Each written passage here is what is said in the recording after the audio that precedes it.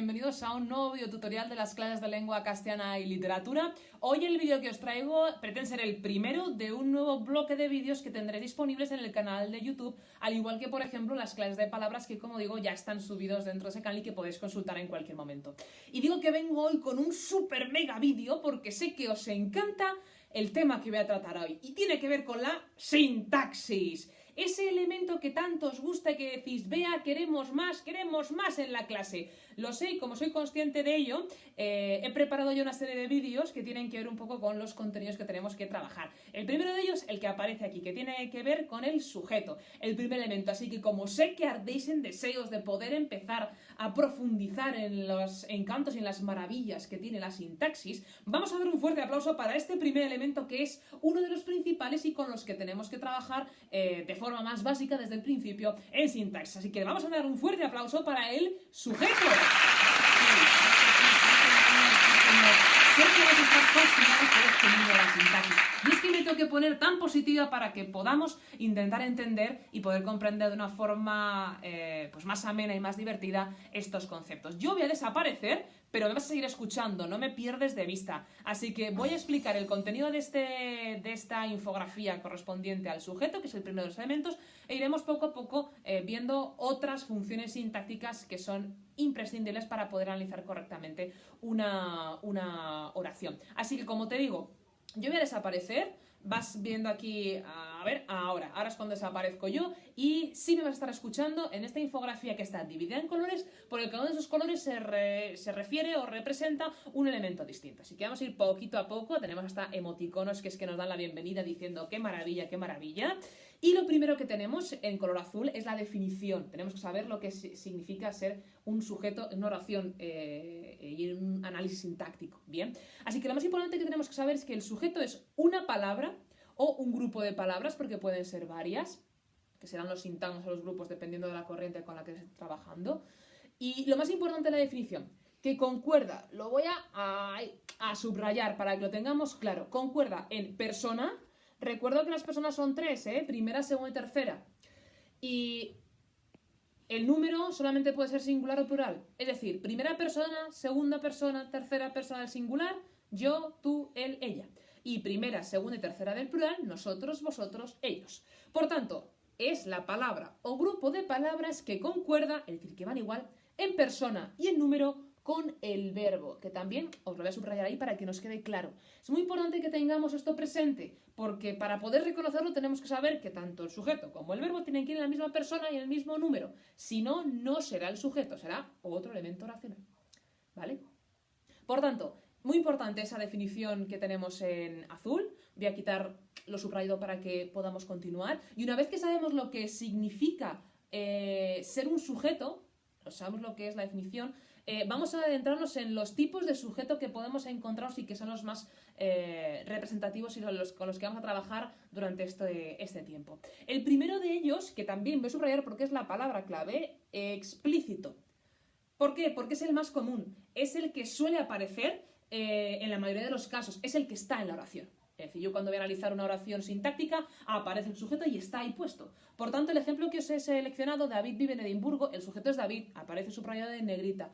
Es tercera persona porque es él, del singular, y concuerda, como hemos visto en la definición, con el verbo. Vive es tercera persona del singular.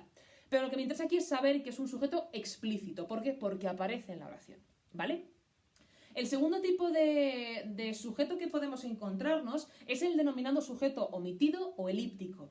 ¿Qué significa esto? Voy a subrayarlo para que se nos queden bien los nombres, porque estos nombres los tenemos que tener en cuenta. Significa que aunque el sujeto no aparece de forma explícita, como en el ejemplo anterior, sí puedo recuperarlo gracias a la información que me aporta el verbo. Si yo digo, vive en Edimburgo, vive es tercera persona, por tanto ya sé que va a ser un él o ella. ¿Bien? No tengo el sujeto presente en la oración, pero sí lo recupero gracias, como digo, a la información que me da el verbo de persona, de número, etc. Bien, ese sería el segundo tipo, el sujeto omitido o el sujeto elíptico. No aparece explícitamente en la oración, pero se puede recuperar. Y luego tenemos por último el sujeto tácito o sujeto cero. Son aquellas oraciones en las que no aparece o no existe un sujeto. Por tanto, se denominan de esta forma, tácito o cero. Son las denominadas oraciones impersonales porque no hay ninguna persona o ningún elemento agente que vaya a hacer la acción en este caso. Bien, el ejemplo que os he puesto es hace calor en Madrid. No hay nadie, ningún elemento que provoque el calor. Bien, ve así la temperatura, el tiempo. No, no es eso. El verbo hacer, igual que el verbo haber, son verbos que no van a prestar un sujeto dentro de la oración. Por eso tenemos esas oraciones de sujeto tácito, sujeto cero. Y se denominan oraciones impersonales. Es muy importante que nos quedemos con este nombre, ¿eh? Oraciones impersonales que no tienen persona. Por tanto, 3 tipos de sujeto: explícito, omitido, elíptico y tácito o cero. Bien, y vamos a continuar con lo último, que yo creo que es lo más importante, que es la prueba de la concordancia, que es la prueba para reconocer el sujeto. ¿Cómo hago yo en un examen BEA para reconocer cuál es el sujeto? Esto, prueba de la concordancia. Sé que podemos venir con otras pruebas de preguntar quién al verbo, otras posibles vías para poder reconocerlo. Yo os voy a pedir que utilicéis esta prueba. ¿Por qué? Porque no falla. Porque nos sirve para todos los tipos de oraciones. ¿Y por qué? Porque va a haber algunas oraciones que tienen otro tipo de verbos, como gustar o apetecer, en la que no es tan fácil identificar el verbo, pero con la prueba de la concordancia lo puedo hacer muy bien. Bueno, ¿qué es la prueba de la concordancia? Pues ahí lo tenéis. En una oración ya hemos dicho que el sujeto y el verbo, que es el núcleo del predicado, tienen que estar en la misma persona, primera, segunda, tercera, y en el mismo número, singular o plural.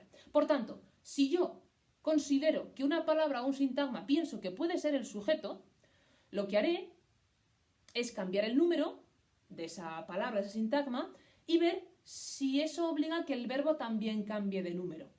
Es decir, si yo digo Ana come patatas, come está en singular, igual que Ana. Si yo paso Ana a plural, Ana y María come patatas, nos chirría.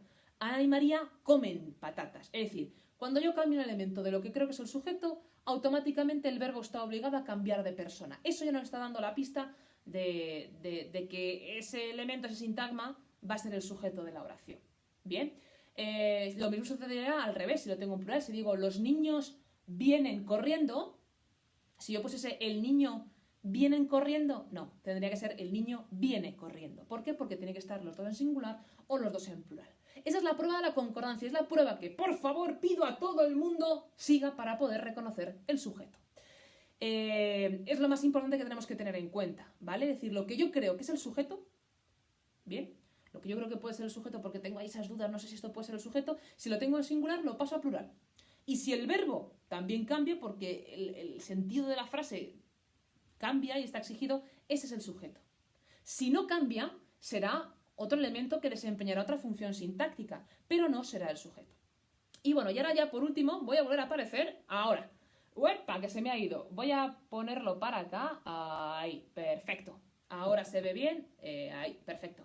El último punto que veis ahí que pone ejemplos, lo que vamos a hacer va a ser representarlo, esta misma explicación que he hecho yo de la prueba de la concordancia, vamos a hacerlo a través de unas piezas de Lego. Cada una de las piezas va a contar con una parte oracional, con un elemento sintáctico de la oración, y con él vamos a ver si podemos analizar perfectamente cómo sería esa prueba de la concordancia a través de las fichas de Lego. Por tanto, es muy importante que nos quedemos con eso. 3 tipos de sujetos: sujeto explícito, sujeto omitido o elíptico, sujeto tácito o cero. Y lo más importante de todo, ¿cómo reconozco el sujeto en oración? Prueba de la concordancia. Pasamos de singular a plural o viceversa.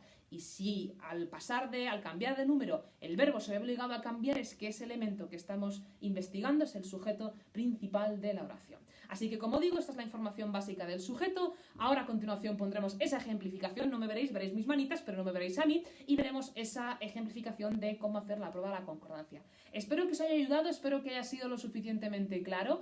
Como digo, tenéis disponible esta infografía para poder acudir a ella cuantas veces necesitéis. Y también, pues, cuando necesitéis alguna explicación o alguna aclaración, también me tenéis aquí. Espero de verdad que os haya servido y vamos a por ello, porque sé que la sintaxis os apasiona y os encanta. De verdad, es maravilloso, hay que cogerle el truco. Así que vamos a por el ejemplo. Adiós.